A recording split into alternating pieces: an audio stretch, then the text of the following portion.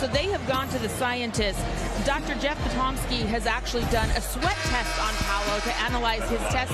And you can see him here. He is a heavy sweater. He loses about 7 pounds per game. 7 pounds sounds pretty crazy, right? Like this might actually be dangerous. Well, not exactly.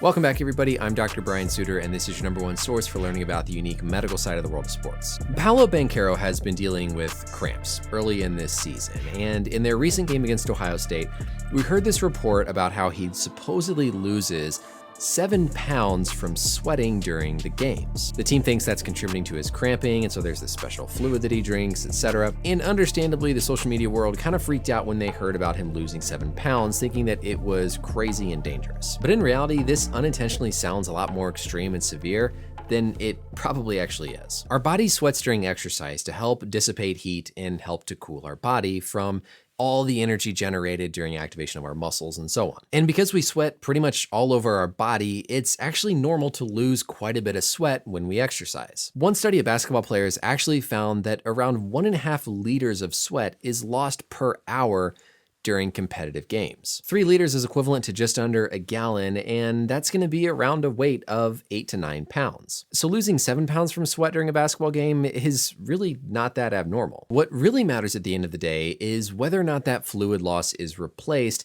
and what the total change in your body weight is from the start to the end of your exercise. We consider significant dehydration has occurred when someone loses more than 2% of their body weight during exercise. For a 250-pounder like Banchero, this equates to around 5 pounds. So if he loses 5 pounds during a game and that 5 pounds is not adequately replenished, he is significantly dehydrated, and we know from previous studies that dehydration affects performance on the basketball court and also affects things like our cognition, our processing, and even our mood. But that would only be significant if Banchero didn't drink a single ounce of fluid during the course of the game to try to replenish those losses, which he of course is certainly doing to try to hopefully get to a net even level. The next part of this is of course how it might be affecting the cramps he's dealing with. Cramps have been an issue for him in 2 of the biggest games, first against Kentucky and then later against Gonzaga in that game on Friday. He said in the press conference, "This has never happened to me before." There's basically 2 theories in terms of what actually causes these exercise-associated muscle cramps.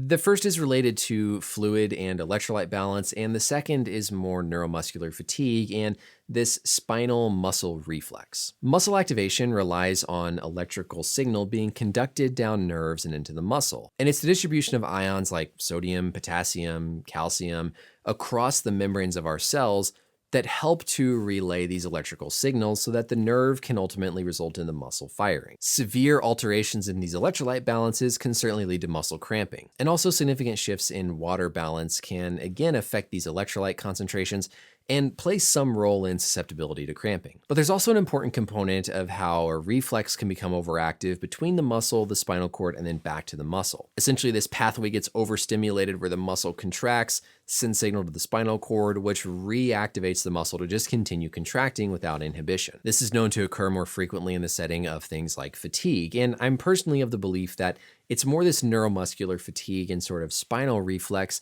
that leads to the majority of exercise-associated cramping. However, there is certainly evidence to support the ingestion of salt, electrolytes, and electrolyte-containing solutions like Gatorade or oral rehydration solution in helping to reduce or in part prevent these muscle cramps. But proponents of the neuromuscular fatigue side will argue that these electrolyte abnormalities and the fluid status abnormalities are systemic, which they are, through the body, and so all the different muscles should be similarly affected. But of course, in the case of exercise cramps with athletes, it's usually isolated to the larger muscles that are just being overused and being fatigued. Also, what do we always see athletic trainers doing with cramps? They stretch, and what this stretching does is it increases the inhibition of this muscle reflex arc. So there's clearly some component of these cramps that are related to this reflex involving the muscle and the spinal cord, again, more so supporting that neuromuscular fatigue hypothesis. It's probably the case that both are playing a role here with Paolo as well. So in summary here, this headline of 7 pounds of sweat loss during exercise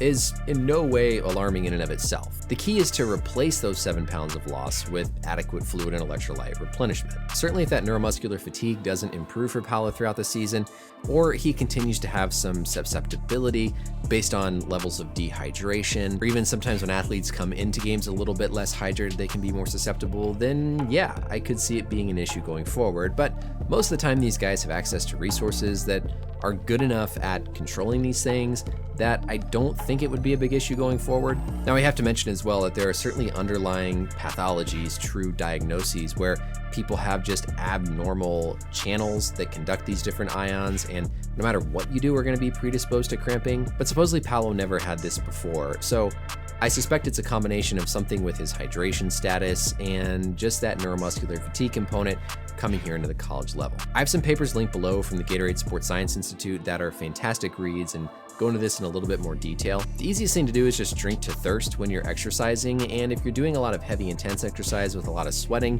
then generally some sort of electrolyte replacement solution is going to be beneficial as well. But that's it for this video, everybody. Let me know as always any questions or comments down below, and until next time, I'll see you later.